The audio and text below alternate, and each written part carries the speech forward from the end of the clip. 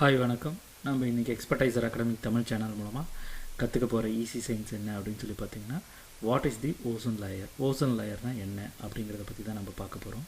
இந்த ozone layer அப்படிங்கிறது என்ன அப்படின்னு சொல்லி பார்த்தீங்கன்னா, அதாவது நம்ம பூமிக்கு வெளிப்புறத்தில் இருக்கக்கூடிய ஒரு லேயர் தான் வந்துட்டு ஓசோன் லேயர் அப்படிங்கிறோம். இந்த லேயர் என்ன பண்ணோம் அப்படின்னு சொல்லி பார்த்தீங்கன்னா, சூரியன்லேருந்து வரக்கூடிய ஊதா கதிர்கள் அப்படின்னு சொல்லுவாங்க, அல்ட்ரா வயலட் ரேஸ் அப்படிம்பாங்க, யூவி ரே அப்படின்னு சொல்லுவாங்க. இது என்ன பண்ணும் அப்படின்னு சொல்லி பார்த்திங்கன்னா, நம்ம பூமி மேலே நேரடியாக வந்துட்டு விழும்போது அங்கே வாழக்கூடிய, அதாவது பூமியில் வாழக்கூடிய உயிரினங்கள் எல்லாமே வந்துட்டு இறப்பதற்கான வாய்ப்புகள் அதிகமாக இருக்குது. ஸோ அதனால் இந்த யூவி ரேலேருந்து ப்ரொடெக்ட் பண்ணுற லேயர் தான் வந்துட்டு பார்த்திங்கன்னா இந்த ஓசோன் லேயர் அப்படிங்கிறது. ரைட். சில சமயங்களில் நிறைய பேர் சொல்ல கேள்விப்பட்டிருப்போம், புவி வெப்பமடைதல் அப்படிங்கிறத பற்றி நிறைய பேர் பேசியிருப்பாங்க. இந்த புவி வெப்பமடைதல் அப்படிங்கிறது என்ன அப்படின்னு சொல்லி பார்த்திங்கன்னா, ஓசோன் லேயரில் ஏற்பட்ட ஒரு துளை தான் அதற்கான காரணம். இதனால் என்ன ஆகுது அப்படின்னு சொல்லி பார்த்திங்கன்னா, இந்த யூவி ரே அப்படிங்கிறது வந்துட்டு டைரெக்டாக வந்துட்டு நம்ம பூமி மேலே வந்துட்டு விழுகுது. அதனால தான் நம்ம பூமி வந்துட்டு பார்த்திங்கன்னா நிறைய நேரங்களில் வந்துட்டு பயங்கர வெப்பமாகிறதுக்கு காரணமான இது வந்துட்டு என்ன அப்படின்னு சொல்லி பார்த்திங்கன்னா, இந்த யூவி ரே வந்துட்டு அந்த ஓசோன் லேயரை டெஸ்ட்ராய்ட் பண்ணி அது வழியாக அந்த ஹோல் வழியாக துளை வழியாக வர்றது தான் காரணம். ரைட். இதனால் என்னென்ன பாதிப்புகள் ஏற்படும் அப்படின்னு சொல்லி பார்த்திங்கன்னா, மெயினாக ஃபஸ்ட்டு வந்துட்டு ஸ்கின் கேன்சர் அப்படின்னு சொல்லுவாங்க. இந்த யூவி ரே என்ன பண்ணும் அப்படின்னு சொல்லி பார்த்திங்கன்னா, நம்ம உடம்புல இருக்க இம்யூனிட்டி பவர் அப்படின்னு சொல்லுவாங்க, அந்த இதையவே வந்துட்டு இந்த யூவி ரே வந்துட்டு ஈஸியாக டெஸ்ட்ராய்ட் பண்ணிவிடும். அதனால் நமக்கு கேன்சர் வர்றதுக்கான அதிக வாய்ப்புகள் வந்துட்டு இந்த யூவி ரேயில் அதிகமாக இருக்குது. ரைட். இந்த யூவி ரே அதை மட்டும் பண்ணுறதில்ல, இன்னும் சில விஷயங்களையும் பண்ணுது. என்ன அப்படின்னு சொல்லி பார்த்திங்கன்னா, ஓர் செல் உயிரினங்கள் அப்படின்னு சொல்லுவாங்க. இந்த ஓர் செல் உயிரினங்கள் அப்படின்னு சொல்லி பார்த்திங்கன்னா பிளான்ட்டை சொல்லலாம். அதே போல் வந்துட்டு பார்த்திங்கன்னா தண்ணீரில் வாழக்கூடிய உயிரினங்கள்லாம் வந்துட்டு ஓர் செல் உயிரினங்கள் நிறையா இருக்குது. இந்த உயிரினங்கள் எல்லாம் வந்துட்டு இந்த யூவி ரே வந்துட்டு ஈஸியாக வந்துட்டு அழிச்சிடும், அதாவது இறந்துடும். அந்த உயிரினங்கள்லாம் வந்துட்டு இறந்துடும். காரணம் என்ன அப்படின்னா, இந்த யூவி ரேவோட தாக்கம் தான் வந்துட்டு அந்த உயிரினங்கள்லாம் இறக்கிறதுக்கான காரணம். ஸோ அதனால் என்ன பண்ணாங்க, 1970s ஒரு சயின்டிஸ்ட் என்ன பண்ணார், இது எதனால் ஏற்படுது, இந்த ஓர்செல் உயிரினங்கள்லாம் நிறையா இறப்பதற்கு காரணம் என்ன அப்படின்னு சொல்லி ஆராய்ச்சி பண்ணாங்க. அந்த ஆராய்ச்சியில் என்ன கிடைச்சிது அப்படின்னு சொல்லி பார்த்திங்கன்னா, மனிதர்கள் பயன்படுத்தக்கூடிய ரெஃப்ரிஜிரேட்டர், ஏசி, அதே போல் ஃபேக்ட்ரியிலேருந்து வெளியாகக்கூடிய கார்பன், வெஹிக்கிள்ஸில் வந்து வெளியாகக்கூடிய கார்பன், இதனால் ஏர் பொல்யூஷன் ஏற்பட்டது. அதே போல் அந்த பொல்யூஷன் வந்துட்டு என்ன பண்ணுது பார்த்திங்கன்னா,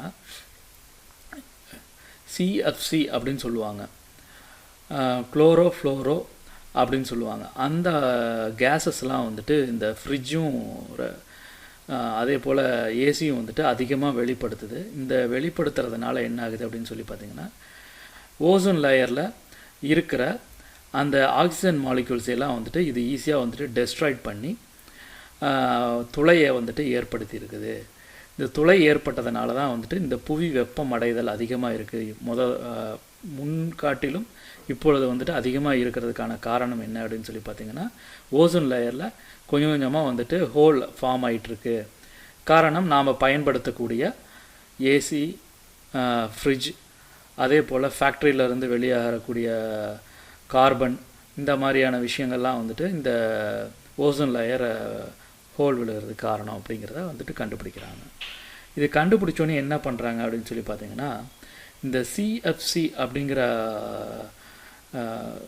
கேஸ் இருக்குல்லவா, அது வந்துட்டு எதுலேருந்து மெயினாக வெளியாகுது அப்படிங்கிறத வந்துட்டு ஆராய்ச்சி பண்ணதில் ஃப்ரிட்ஜு, ஏசி அப்படிங்கிறத வந்துட்டு கண்டுபிடிச்சிட்றாங்க. இந்த கண்டுபிடிச்ச உடனே இந்த சிஎஃப்சி வந்துட்டு கம்மி பண்ணுறாங்க. எமிட் ஆகக்கூடிய அந்த சிஎஃப்சி இருக்குல்லவா, வெளியேறக்கூடிய அந்த சிஎஃப்சி வந்துட்டு புதுசாக வந்துட்டு ரீஃபார்ம் பண்ணுறாங்க. எல்லா ஏசி, ஃப்ரிட்ஜு எல்லாத்தையும் ரீஃபார்ம் பண்ணி சிஎஃப்சி வந்துட்டு கம்மியாக வந்துட்டு போகிற மாதிரி, வெளியாகிற மாதிரி கண்டுபிடிக்கிறாங்க. அதனால் என்ன ஆச்சு அப்படின்னு சொல்லி பார்த்திங்கன்னா, முன்காட்டிலும் இப்போ வந்துட்டு ஓசோன் லேயர் வந்துட்டு ரீஃபார்ம் ஆக ஆரம்பிச்சிடுச்சு. ரைட். இந்த ஓசோன் லேயர்னால் என்ன அப்படின்னு முதல்ல இன்னொரு விஷயத்தை நாம் தெரிஞ்சுக்கணும். இந்த ஓசோன் லேயர் எப்படி ஃபார்ம் ஆகுது அப்படின்னா, இந்த ஓசோன் லேயர் அப்படிங்கிறது என்னென்னா, நம்ம அட்மாஸ்பியரில் இருக்கக்கூடிய ஆக்சிஜன் மாலிகூல்ஸ் தான் வந்துட்டு ஓசோன் லேயராக வந்துட்டு ஃபார்ம் ஆகுது. இந்த ஆக்சிஜன் மாலிகூல்ஸில் என்னென்ன இருக்கும் அப்படின்னு இந்த ஆக்சிஜன் மாலிகூலில் வந்துட்டு பார்த்திங்கன்னா 2 ஆட்டம் இருக்கும். ஒவ்வொரு மாலிகூல்ஸ்லையும் 2 ஆட்டம் இருக்கும். இந்த 2 ஆட்டம் இருக்கிற மாலிகூல்ஸ் என்னாகும் அப்படின்னு சொல்லி பார்த்திங்கன்னா, டிவைட் ஆகி ஸ்ப்ளிட் ஆகி ஒவ்வொரு ஆக்சிஜன் மாலிகூல்ஸாக வந்துட்டு பிரிய ஆரம்பிக்கும். அதில் ஒரு ஆட்டம் இருக்கும். 2 ஆட்டம் உள்ள ஒரு மாலிகூல் வந்துட்டு ஒவ்வொரு ஆட்டம் உள்ள ஒரு மாலிகூலாக வந்துட்டு பிரிஞ்சிடும். பிரிஞ்சதுக்கப்புறம் என்ன ஆகும் அப்படின்னு சொல்லி பார்த்திங்கன்னா, அந்த ஒவ்வொரு ஆட்டமாக பிரிஞ்சதல்லவா மாலிகூல்ஸ், ஆக்சிஜன் மாலிகூல்ஸ், அது ஆல்ரெடி இருக்கிற 2 ஆட்டம் உள்ள ஒரு ஆக்சிஜன் மாலிகூலோட போய் மிக்ஸ் ஆகி 3 ஆக்சிஜன் அந்த 3 ஆட்டம் உள்ள ஒரே ஆக்சிஜன் மாலிகூலாக மாறும். இந்த ஒரு ஆக்சிஜன் மாலிகூல் தான் வந்துட்டு மேலே, அதாவது 3 ஆட்டம் உள்ள ஒரு ஆக்சிஜன் மாலிகூல் வந்துட்டு நிறைய வந்துட்டு நம்ம எர்த்தை சுற்றி வந்துட்டு வெளியில் வந்துட்டு ஃபார்ம் ஆக ஆரம்பிக்கும். இதுதான் வந்துட்டு பார்த்திங்கன்னா ஓசோன் லேயர் அப்படின்னு சொல்கிறாங்க. இந்த ஓசோன் லேயரை வந்துட்டு டெஸ்ட்ராய்ட் பண்ணுறது என்ன அப்படின்னு சொல்லி பார்த்திங்கன்னா, இந்த சிஎஃப்சி அப்படின்னு சொல்லக்கூடிய குளோரோஃப்ளோரோ அப்படின்னு சொல்லுவாங்க, குளோரோஃப்ளோரோ கார்பன் அப்படின்னு சொல்லுவாங்க. இந்த குளோரோஃப்ளோரோ கார்பன் தான் என்ன பண்ணுது அப்படின்னு சொல்லி பார்த்திங்கன்னா, இந்த ஆக்சிஜன் மாலிகூல்ஸை வந்துட்டு ஈஸியாக வந்துட்டு டெஸ்ட்ராய்ட் பண்ணிவிடுது. காரணம் என்ன அப்படின்னு சொல்லி பார்த்திங்கன்னா, இந்த ஆக்சிஜன் மாலிகூல்லாம் ரீஃபார்ம் மாதிரி தான். அதாவது ஒவ்வொரு ஆட்டமும் வந்துட்டு ஷேர் பண்ணிக்குது பார்த்திங்களா, இதை வந்துட்டு மெயினாக வந்துட்டு இது தடுத்துருது. என்ன சிஎஃப்சி வந்துட்டு தடுத்துருது. கிட்டத்தட்ட இந்த சிஎஃப்சி அப்படிங்கிற அந்த கேஸ் ஃபார்மில் இருக்கிற இந்த மாலிகூல் வந்துட்டு பார்த்திங்கன்னா அழிகிறதுக்கே வந்துட்டு பல 100 ஆண்டுகள் ஆகுது. ஸோ அதனால் என்ன ஆகுது, ஓசோன் லேயரில் ஆட்டோமேட்டிக்காக வந்துட்டு துளை ஏற்பட்டுருது. இந்த ஓசோன் லேயர் அப்படிங்கிறது வந்துட்டு பார்த்திங்கன்னா 3 mm to 5 mm உள்ள ஒரு லேயர் தான். ஸோ ஈஸியாக வந்துட்டு அது வந்துட்டு துளை ஏற்பட்டதுனால இந்த யூவி ரே அப்படின்னு சொல்லக்கூடிய ஊதா கதிர்கள் வந்துட்டு நம்ம மேலே வந்துட்டு ஈஸியாக வந்துட்டு பட ஆரம்பிக்குது. அதனால தான் வந்துட்டு இந்த ஸ்கின் கேன்சர்லாம் வரதுக்கான காரணம் என்ன அப்படின்னு சொல்லி பார்த்திங்கன்னா, இந்த ஓசோன் லேயர் வந்துட்டு ஹோல் விழுந்தங்காட்டி தான். ஸோ இதை எப்படி வந்துட்டு அவாய்ட் பண்ணணும் அப்படின்னா, நாம் தான் அவேர்னஸோட இருக்கணும். நாம் தான் வந்துட்டு அந்த பழைய ஃப்ரிட்ஜு, அதாவது ஒரு 20 வருடங்களுக்கு முன்னாடி வாங்கின ஃப்ரிட்ஜை வந்துட்டு திருப்பி நம்ம யூஸ் பண்ணக்கூடாது. ஏசியும் அதே போல் தான் 20 வருஷத்துக்கு மேலே யூஸ் பண்ணக்கூடாது. இந்த மாதிரி யூஸ் பண்ணோம்னா என்ன ஆகும் அப்படின்னு சொல்லி பார்த்திங்கன்னா, இந்த சிஎஃப்சி அப்படின்னு சொல்லக்கூடிய குளோரோஃப்ளோரோ கார்பன் வந்துட்டு அதிகமாக வெளிப்படும். ஸோ இந்த வெளிப்படுறதுனால என்ன ஆகும் அப்படின்னு சொல்லி பார்த்திங்கன்னா, ஓசோன் லேயர் வந்துட்டு பாதிக்கிறதுக்கான காரணம் இருக்குது. இப்போ வந்துட்டு பார்த்திங்கன்னா நிறையா இப்போ வரக்கூடிய ஃப்ரிட்ஜு, ஏசிலாம் வந்துட்டு மோஸ்ட் ஆஃப் ஆல் வந்துட்டு இந்த சிஎஃப்சி அப்படிங்கிற இதை வந்துட்டு ரொம்பவே கம்மி பண்ணிட்டாங்க. சில இதில் வந்துட்டு சுத்தமாகவே இல்லாத அளவுக்கு என்னென்ன டெக்னாலஜிஸ் வருமோ அதெல்லாம் வந்துட்டு பண்ணிகிட்ருக்காங்க.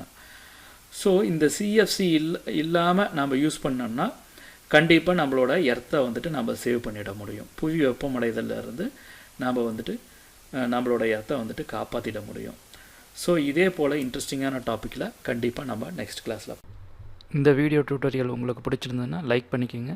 எக்ஸ்பர்டைசர் அகாடமிக் சேனலை சப்ஸ்கிரைப் பண்ணாதவங்க சப்ஸ்கிரைப் பண்ணிக்கிங்க. கூடவே பெல் ஐக்கானையும் கிளிக் பண்ணிக்கிங்க. தேங்க்யூ. பாய் பாய்.